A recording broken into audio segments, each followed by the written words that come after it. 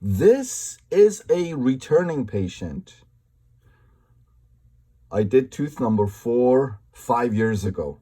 And as you can see, this is the 5 years post-op of tooth number 4. So as you can see, tooth number 4 is doing great. But what happened to teeth number 3 and 5? Huge decay into the pulp, huge decay into the pulp. So anyways, this patient has dental phobia, so we had to sedate her. And that's what we did. We sedated her and did 3 and 5 RCTs in one appointment, of course. So that's what we have here. So let's go and look at the endodontic treatment of teeth number 3 and number 5. Clinically, point of view, using the Zoomax microscope with the 4K integrated camera. Step by step. All right, let's go. All right, so we always use Vaseline to make sure patients' lips don't crack. Bite block is in. Local anesthetic. Buccal infiltration is being injected.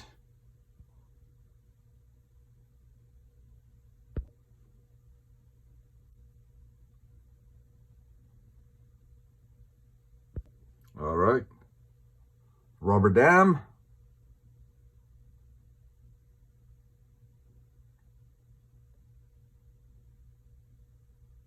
Make sure the clamp is stable.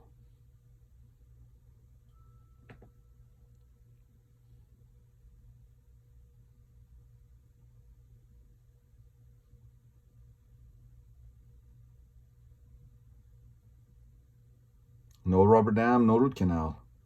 This is a sectional rubber dam.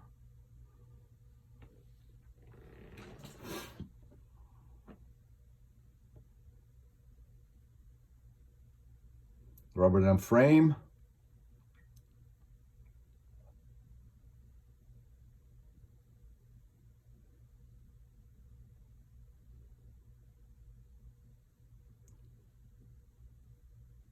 There you go. And this took 20 seconds. It took 20 seconds to put the rubber dam on. 20 seconds to put the rubber dam on. So for those who say it takes too long, all kinds of excuses not to use it. No rubber dam, no root canal. 20 seconds. Wiping down the teeth and the rubber dam and the rubber dam clamp and everything else with isopropyl alcohol.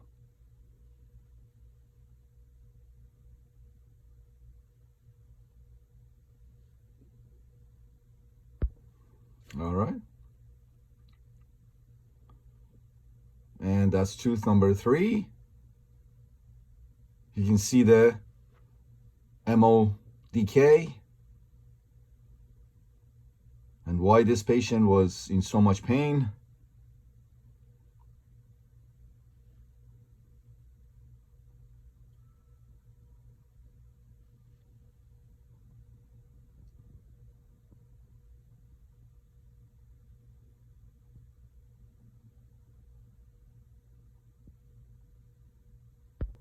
Diamond burr goes in.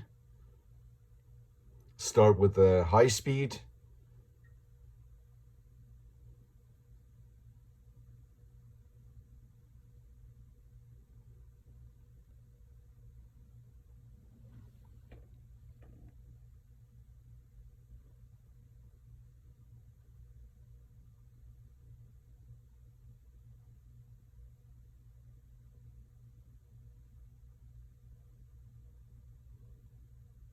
Just create an outline, remove all the unsupported dentin.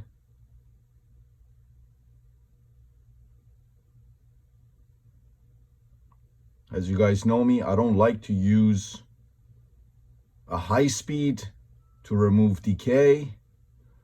High speed is extremely aggressive, so I like to preserve as much dentin as possible. So in a few seconds you'll see me, I will be switching to a slow speed handpiece.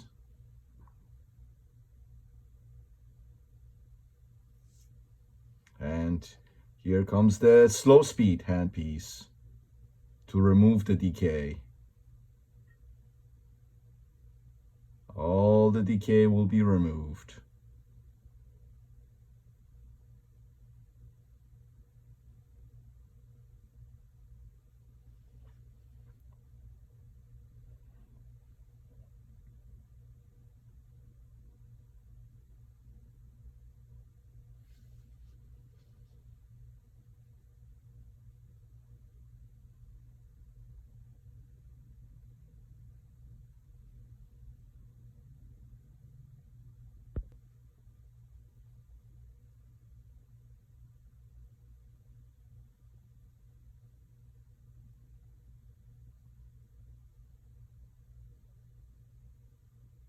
If it's soft, it'll be removed.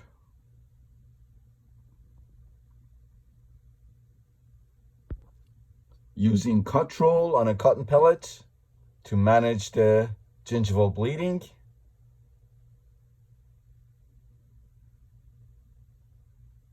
Cut roll is a 30% ferrous sulfide solution. It's a great product and I use it all the time.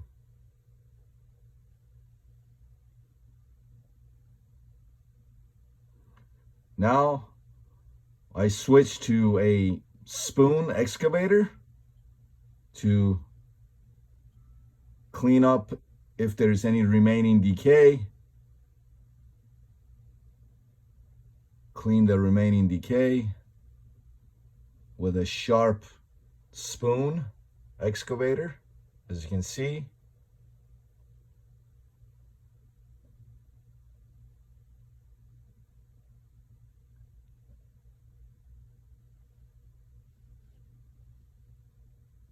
We're going to rebuild that mesial wall, that missing mesial wall, with composite next. I'm not going to be trying to be fancy here. I just need to create 4 sealed pulp chamber walls so I can do my root canal. Once I complete the root canal, then patient goes back to their dentist and the dentist will make everything look nice and pretty and crown the tooth. Right now, all I'm concerned about is to make sure that I have 4 solid, sealed, intact pulp chamber walls before I start the endo. And that's what I'm doing right now with composite. Building up that missing mesial wall with composite.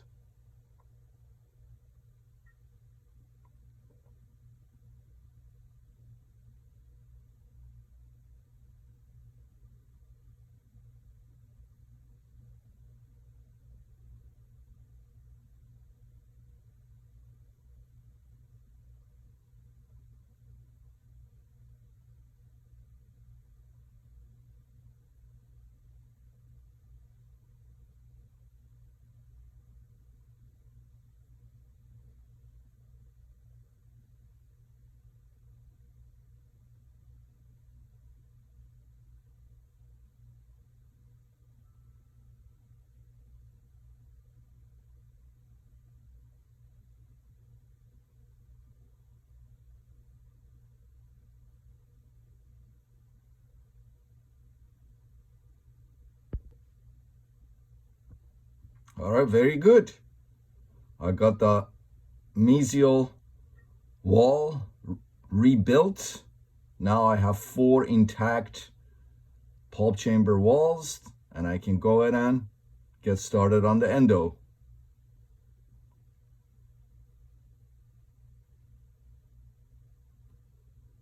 Endo access is being made here.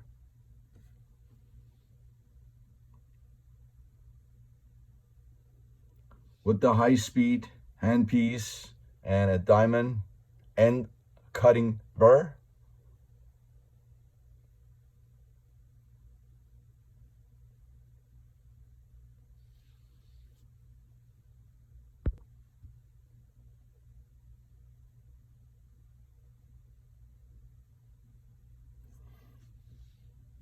You can see how important proper magnification lighting is.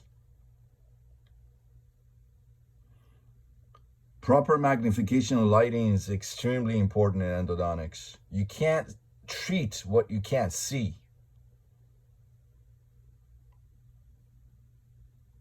You need to be able to see things.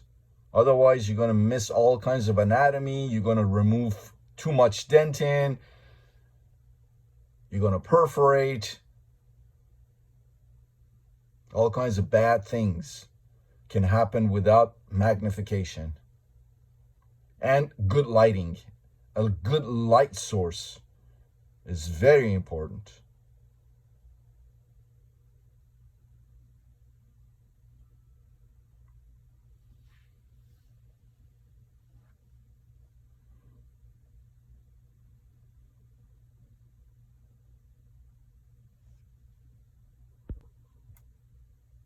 All right. So I got the basic endo outline, access outline right now. So let's go in with our flare file number 20 attached to my M4 reciprocating handpiece. You saw the huge piece of pulp tissue that I was able to take out of the palatal canal when I used the M4 reciprocating handpiece and the number 20 flare file in a brushing motion. All right. I'm in the MB1 right now. And again, I'm not using any lubricant. I'm not using hypo. I'm just using the juices of the pulp tissue. Pulp tissue juices.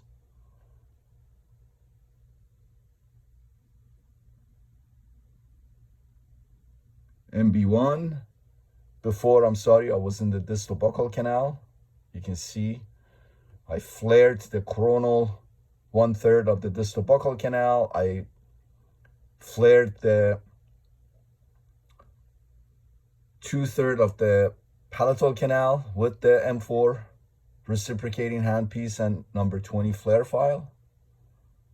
I can feel a little catch in the M2. Mesiobuccal 2.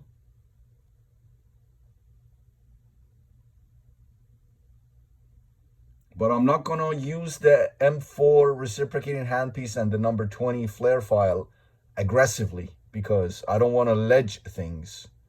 All right. So here I go with the 08C file.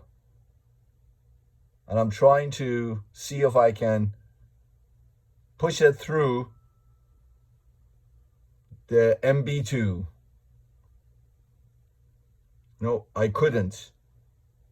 So that means that I probably have a little bit of dentin over the MB2 canal that I need to remove. You can see the pulp tissue attached to the 08C file that just came out.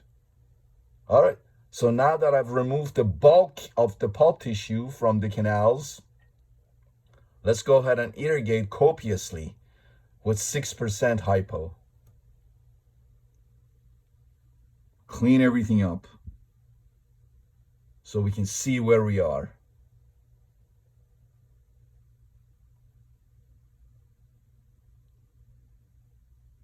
All right, now I got the 10C file.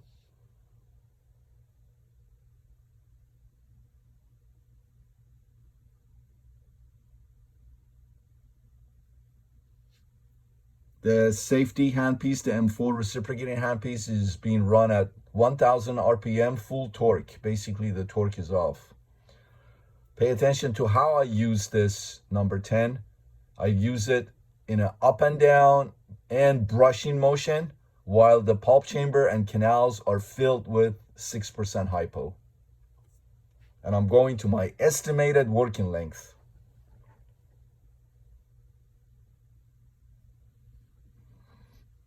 All right, I asked my assistant to give me a cotton pellet soaked with isopropyl alcohol so I can clean the pulp chamber and the tooth a little bit more. There was some blood and pulp tissue remnants. I always like to work in a clean environment. All right, so as you can see, now I'm troughing with my diamond burr. I'm troughing a little bit more over the area where I believe the MB2 canal is, removing a little bit more of the dentin. There's usually a dentinal bridge there,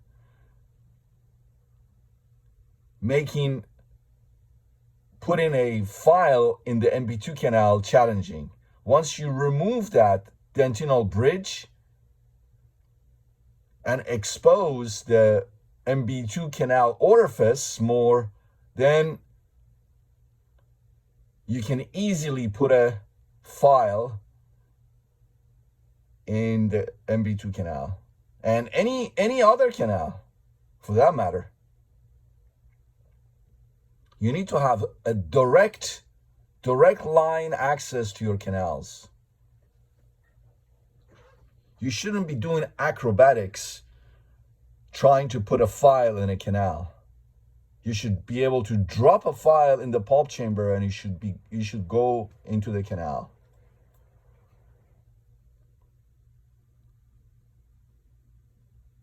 All right, you can see the MB2 orifice right there. And I'm trying to put a number 10 C file into that canal orifice. Right there, you can see it.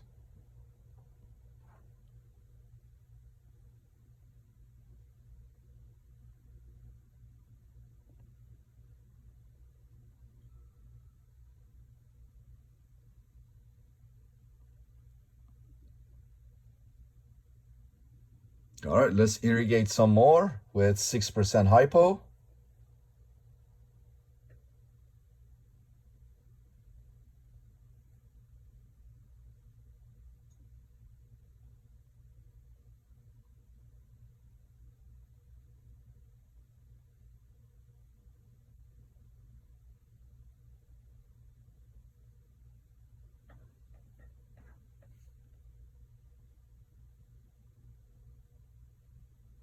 Go back in with number 10 C file attached to my reciprocating handpiece that's being run at 1000 RPM and full torque off basically. All right.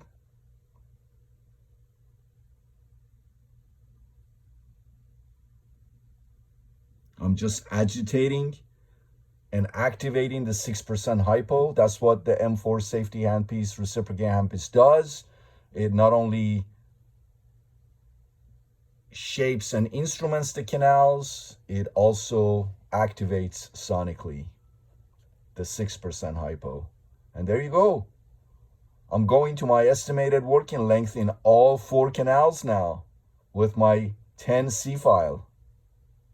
Just like that. You can see the bubbling effect of the 6% hypo. When it bubbles like that, that means that it's dissolving organic tissue. So the bubbling is good. All right, switch to the yellow irrigation needle. It's thinner, so I can go deeper into the canals with it. And you can see the MB1, MB2, distal buccal and palatal canals right there.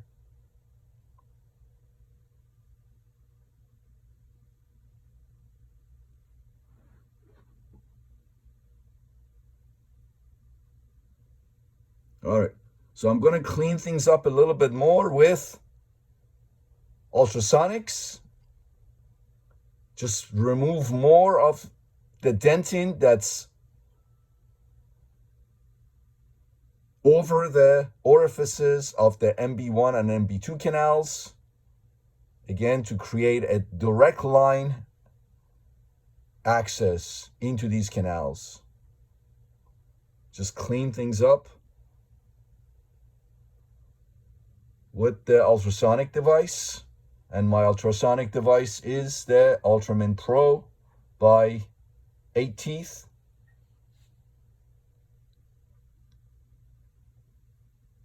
All right, let's go ahead and irrigate again with 6% hypo. Clean things up. And you can see the MB1 and MB2 orifices, distal buccal and palatal canals. I'm in the distal buccal canal, and now I'm in the palatal canal with the irrigation needle, irrigating with 6% hypo.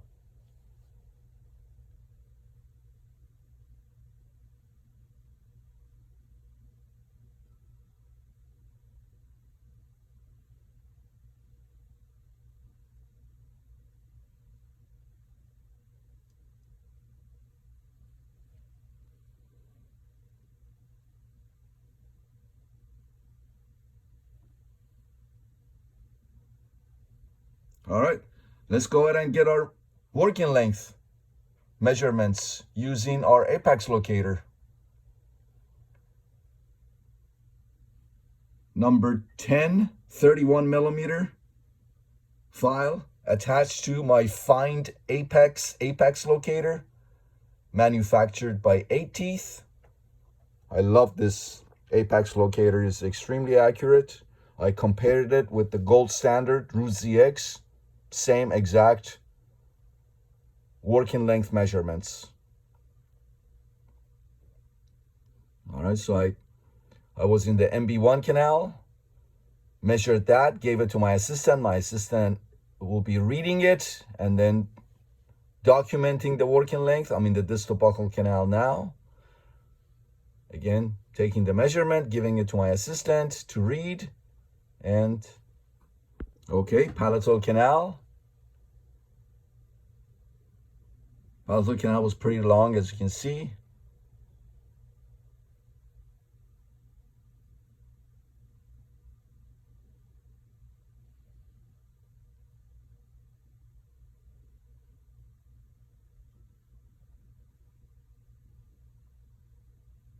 All right.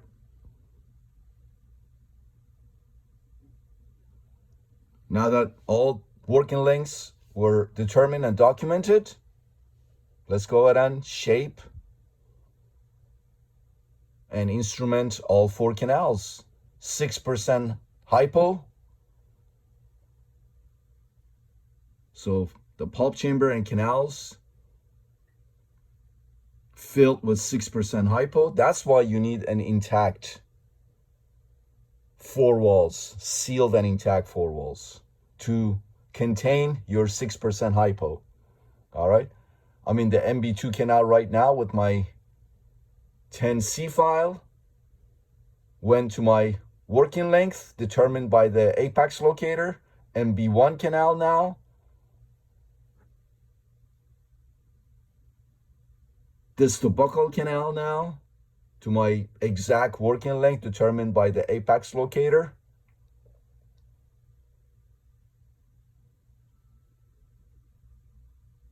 And palatal canal.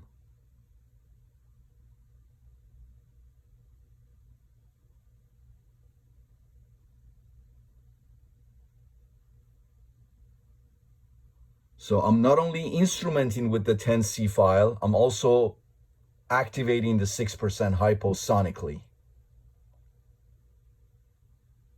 And pay attention to how I use this reciprocating handpiece.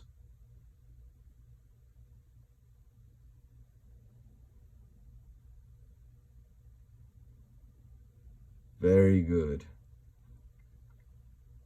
So as you can see, the working length of the palatal canal was 25 millimeters. And the rest, I believe, were 23. All right, so back in again with the 6% hypo.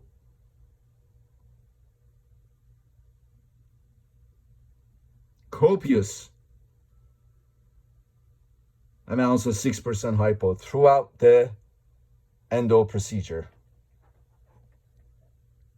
All right, number 12 now. Number 12, C file.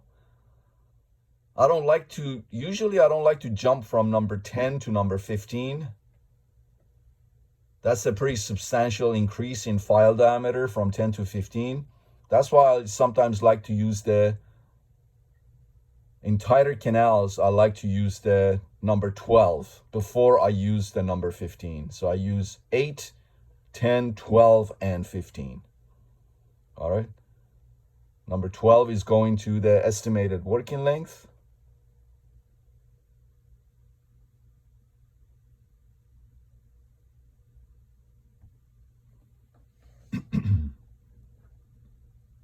And you noticed I saw a little bit of bleeding when I used the 10C file to 25 millimeter working length. I saw a little bit of bleeding from the palatal canal. So I asked my assistant to give me the number 12C file at 24 millimeters. So I subtracted a millimeter from my working length on the palatal just to see what happens.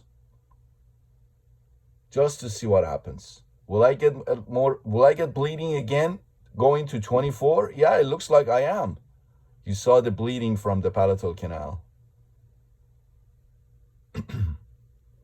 So that tells me that the problem wasn't I wasn't instrumenting over. It's very likely there is pulp tissue still remaining in the apical millimeter or two of the palatal canal.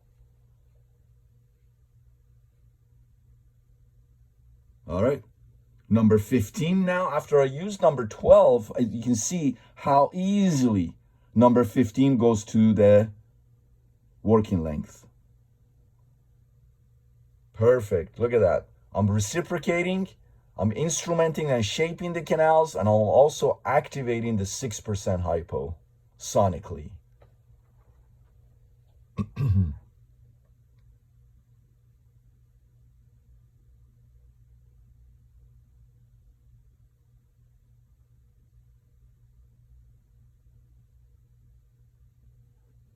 For the palatal canal, because there's usually communication with the maxillary sinus, sometimes I'd rather instrument maybe half a millimeter, maybe a millimeter shorter, versus perforating into the maxillary sinus.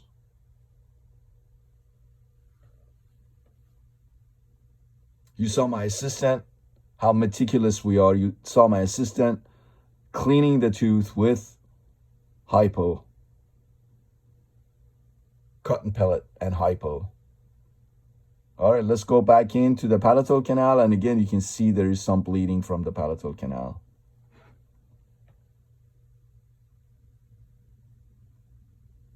Again, I'm very likely dealing with a little bit of leftover pulp tissue in the apical millimeter of the palatal canal.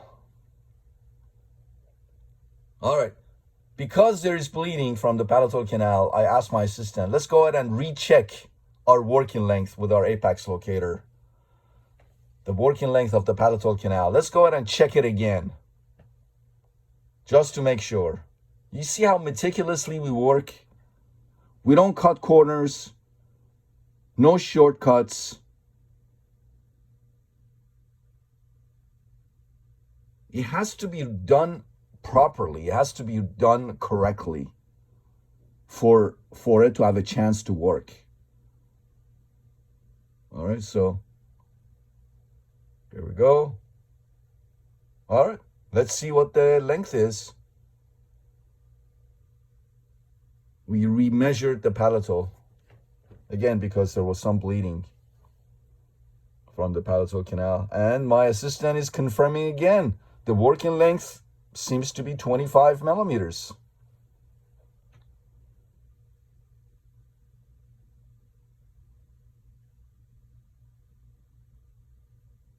All right, let's go ahead and irrigate again. 6% hypo.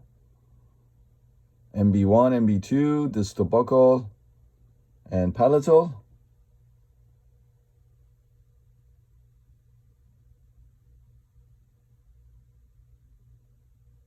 All right. Okay, let's go ahead with the flare file now and flare these canals a little bit more. Open them up a little bit more.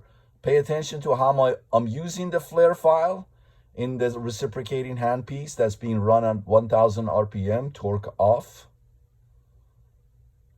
Brushing motion away from danger zones. You saw how much debris were in the flutes of the flare file, and my assistant cleaned it. Cleaned the file so he can cut again.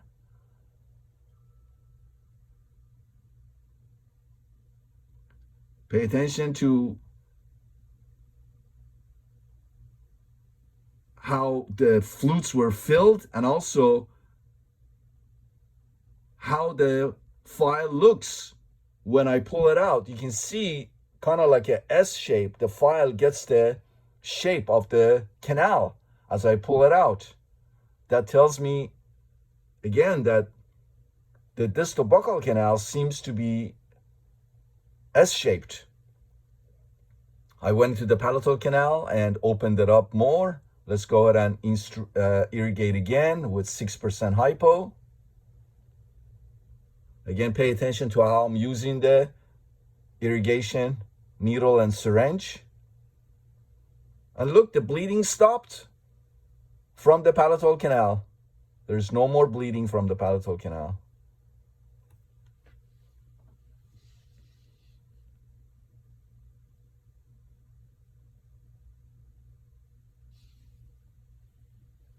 All right. There we go in with the S2 NiTi file from the eFlex S series of NiTis manufactured by 8 Teeth. I don't like the S1. Again, because S1, the apical fuel millimeters is very, very thin and flimsy and can easily fracture. So I just skip to S2 and pay attention to how I use the S2. I use it in up and down and brushing motion.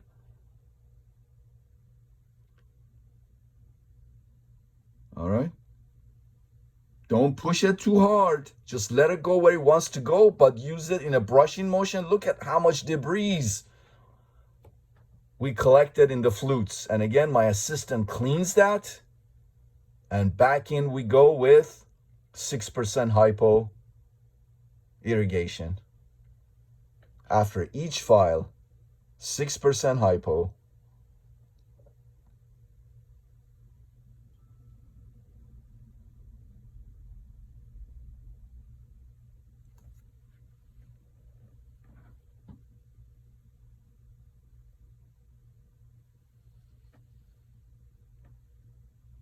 All right. I'm in the MB2 canal now. Again, pay attention to how I'm using the S2 up and down and brushing motion, brushing away from the danger zones. And again, minimal apical pressure. You don't want to break files. And you saw the dentinal shavings. And my assistant again cleans the file and gives it back to me. I'm in the distal buccal canal now. And again, you can see how I'm using this S2 file in a brushing motion. And it's going to my working length. Again, you can see how much cutting we were able to accomplish with this file. And in I go in the palatal canal. I decided to subtract a millimeter from my working length for the palatal canal, just to be safe. I rather, again, instrument 0.5 millimeter to 1 millimeter short than to perforate the maxillary sinus. And now I have to deal with sinus perforation repair.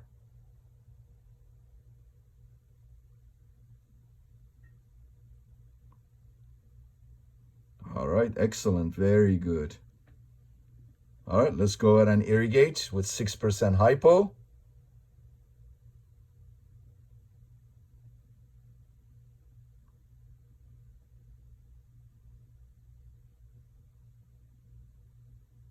And as you can see, no more bleeding from the palatal canal.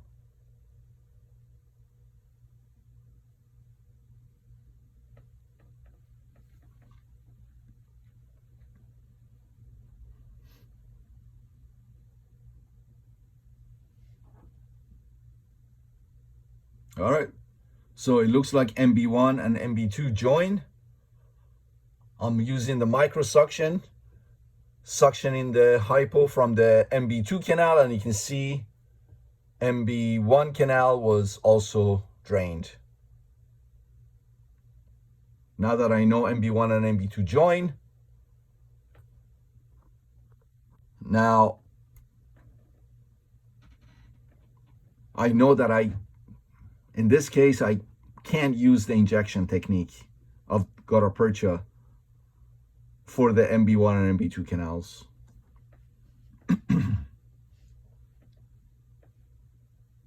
All right, let's go and do our cone fits.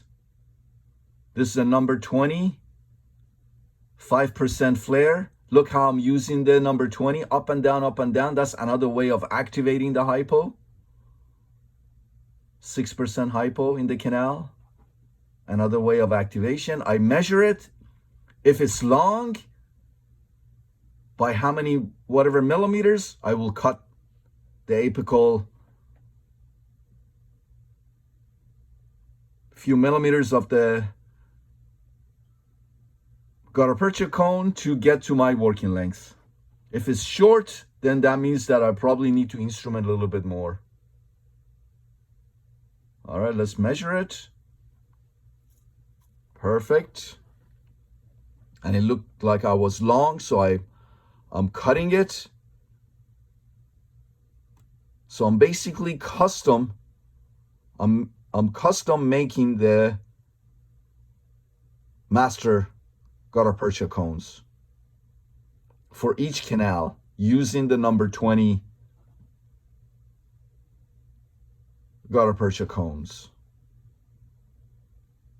Measuring it, if it's long, I'm cutting it by whatever millimeters that it went over. All right, this buccal canal now, again, pay attention to, I'm activating the hypo right now by moving the gutta-percha cone up and down into the canal.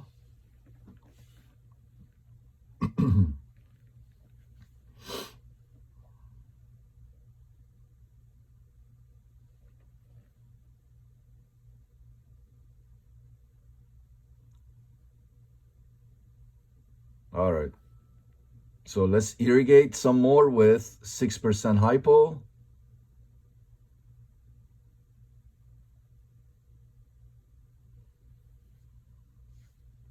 All right, so I was short in the distal buccal canal, so I couldn't get the number 20 gutta-percha cone to my working length. So I asked my assistant to give me the S2 so I can shape and instrument the distal buccal canal a little bit more. And that's what we did. Again, we use 6% hypo after each file use. Copious amounts of 6% hypo throughout the procedure.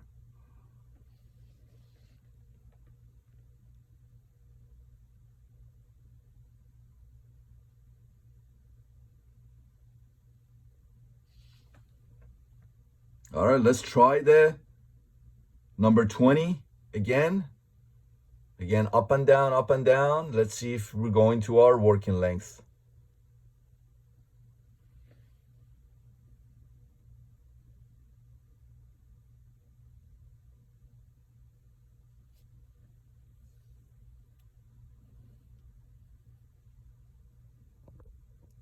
All right. Let's go ahead and irrigate again. 6% hypo. We're constantly flushing and irrigating with fresh 6% hypo. If you leave the 6% hypo stagnant in the canal, just takes a few seconds for it to lose its efficacy.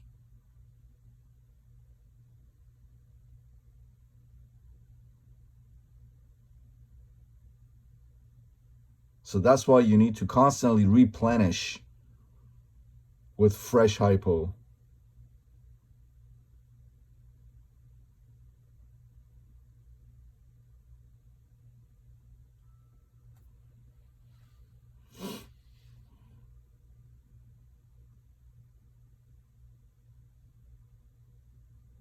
All right, let's go ahead and dry the canals with sterile paper points. Another way of confirming that MB1 and MB2 join, I'm leaving sterile paper point in the MB1, and as you saw, the sterile paper point does not penetrate much into the MB2 canal. That means that the paper point is hitting the paper point in the MB1 canal. All right, so cleaning the distal buccal, so it's confirmed that the MB1 and MB2 join apically. Let's try the palatal canal. As you can see, no bleeding, no more bleeding. The sterile paper point came back nice and clean. There was a little bit of bleeding from the MB1 canal, as you can see right there.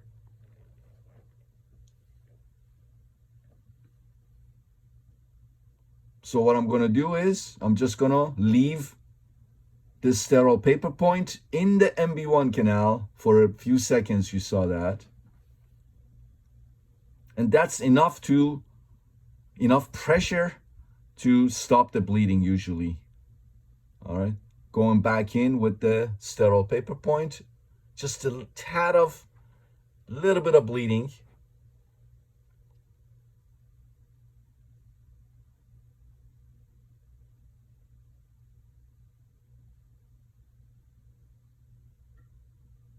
And that's okay.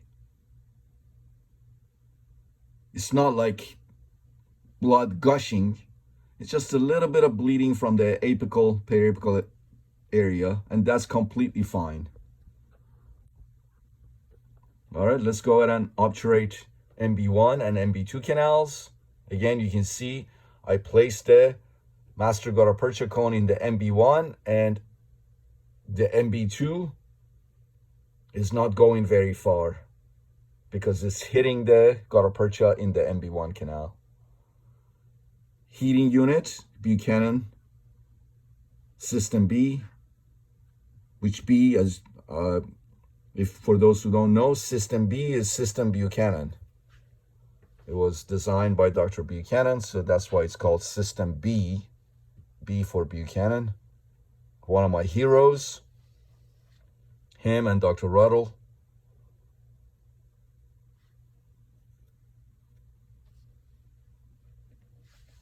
All right, let's cut the gutta percha with the system B heating unit.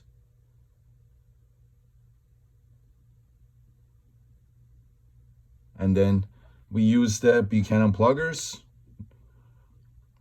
This is a number 2 plugger, Buchanan plugger, and apical pressure, and we hold the apical pressure. That way the thermoplasticized gutta percha, as it tries to expand, it can't expand coronally, it can only expand laterally. So that's how we obturate those lateral canals. All right, let's go in with our Obtura gun and inject thermoplasticized gutta percha into the canals. I'm in the MB2 canal right now.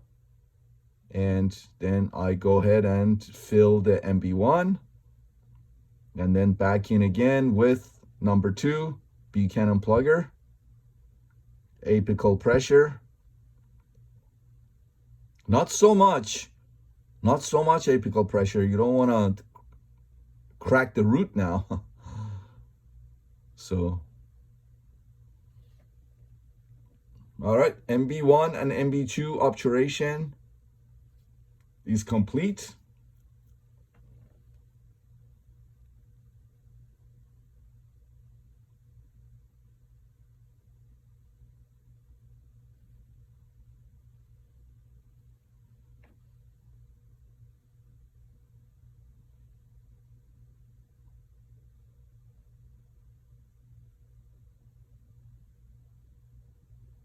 This the buccal canal now. You saw I had dipped my master gutta percha cone in the AH plus sealer. I use AH plus sealer. That's the only sealer I have. And palatal canal. So you guys keep asking me, what did you use this sealer for this time, or what sealer did you use for this case? I only have one sealer, and that's AH plus sealer. I don't have a specific sealer for a specific case. AH plus sealer. If I'm using warm vertical obturation, which I'm doing in this case, it's always AH plus sealer. If I'm not obturating with gutta percha, I'm using MTA, then there's no sealer needed.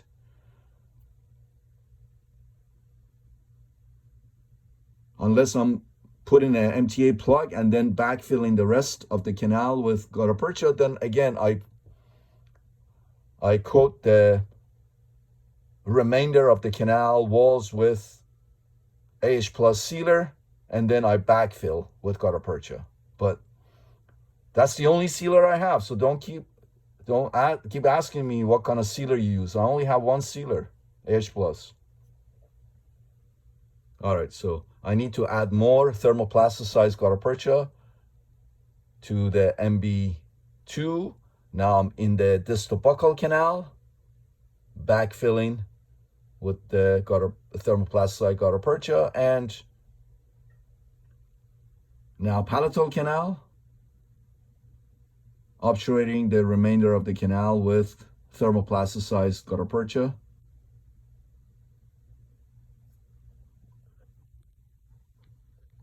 All right, number 2, Buchanan plugger, obturating the MB2. Very nice. Distal buccal. Excellent. And then I'll do the same with the palatal. Let's just fast forward a little bit. Palatal. All right, and that's it. We are done. So next is cleanup, and then we'll place sterile sponge in the pulp chamber of tooth number 3, cavit, and we're done with tooth number 3. Then we're gonna go ahead and start with tooth number 5, RCT. All right, cleaning the pulp chamber with 70% isopropyl alcohol on a cotton pellet.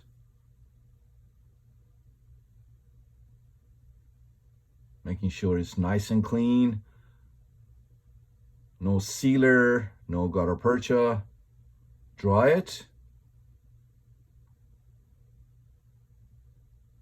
A little bit of air. Sterile sponge. It was a little bit too large, so I told my assistant to give me a smaller one.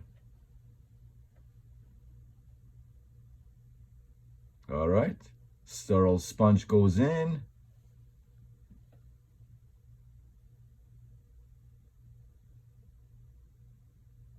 And cavit goes over it. And that's it. I don't think I want to show you the root canal procedure for tooth number 5. Is basically the same as tooth number 3. So clean out the decay, rebuild the missing wall or walls with composite, and then basically same process as tooth number 3. It had 2 canal systems. And let's just go ahead and look at the post root canal radiographs of teeth number 3 and number 5. Okay, So I hope you find these videos helpful and useful. If you do, please make sure you've subscribed. Don't watch these videos when you're not even subscribed. I can tell. I'm looking at my stats, and a lot of viewers, they're not even subscribed, and they watch my videos. So make sure you subscribe. Help us grow this channel together and reach more people, because I'm sure there are more people like you who need to see these videos and learn. So let's do that. Let's not be so stingy. All right, so make sure you subscribe, make sure you comment, make sure you like, make sure you comment, make sure you tell your friends about this channel. So anyways, I'm just cleaning up right now, making sure everything is okay and smooth. I don't want any sharp edges or anything like that. All right, so let's go ahead and look at the post-root canal radiographs. And then, as I said, number 5 is just the same as number 3, the same protocol, the same procedure: clean out the decay, rebuild the missing walls, and 2 canal systems. All right, that we handled the same as we did tooth number 3. All right, again, make sure you subscribe, make sure you comment, make sure you like, thumbs up, like, tell your friends, share the videos. All right, let's spread the love and the knowledge. All right, and here's the post-op. So take a look. Look at tooth number 3. Look at the distal buccal. Remember the S-shaped curvature that I showed you when I pulled the flare file out of the distal buccal canal, and he had taken the shape of the distal buccal canal, that S-shaped anatomy. Beautiful, look at that. Look at the palatal canal. It bifurcates in the apical few millimeters. Take a look. That's tooth number 5. You can see 2 canal systems. Again, you can see we cleaned out the distal decay, distal occlusal decay, rebuilt the missing walls there, and 2 canal systems. That's a nice lateral right here. All right, let me show you a different angulation. All right, so again, you can see the S-shaped curvature of the distal buccal canal, bifurcation in the apical area of the palatal canal, and take a look at the MB1 and the MB2 as they join. And you can see tooth number 5, and look at all of this apical anatomy.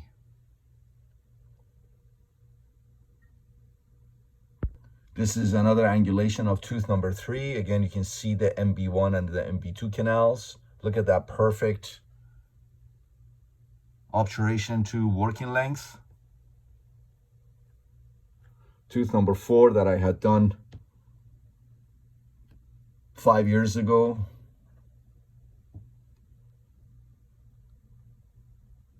And that's another angulation again. S-shaped curvature of the distal buccal canal, MB1, MB2 canals as they join, palatal canal, and the apical bifurcation of the palatal canal. Excuse me. And tooth number 4 that we did a root canal on 5 years ago, and tooth number 5 that we did right after tooth number 3. Again, you can see 2 canal systems.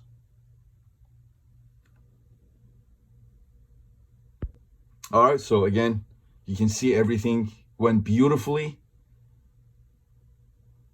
Meticulous work, OCD, obsessive compulsive disorder. You must have it if you do endo.